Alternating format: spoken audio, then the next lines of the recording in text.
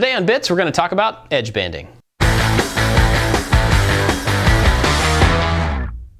If you're like me and you make a whole lot of furniture out of plywood, you don't always want it to look like plywood. A great way to hide that fact is to use edge banding. One simple way to go about that is to cut really thin strips of a board and glue them onto the exposed edge of the plywood. But more commonly, you'll see edge banding as a roll of veneer with an adhesive back. This is available in all different wood species to match the plywood that you're working with, and it comes in different widths. It's super easy to apply. Really, the only tools you have to have are a clothes iron and a sharp knife. Typically, I lay the veneer on the edge of the plywood and use a clothes iron to press it all the way from end to end. This heat activates the adhesive and basically just glues it in place. When you're ironing it in place, you want to make sure that you get it fully adhered so that it doesn't start to peel up, and then you can go back and trim off the edges with a sharp knife. Edge banding is typically oversized on purpose, so you're going to need to trim it one way or another. Some people will use a chisel, some people use an X-Acto knife, but they also make some tools that you can run down and trim off both sides of the wood at the same time. Personally, I like to trim up the sides pretty close with a razor blade and then go back with a sanding block to feather the veneer into the side of the plywood. If you need to match up two pieces of edge banding into a joint, like a miter joint, you can cut them very easily with a razor blade.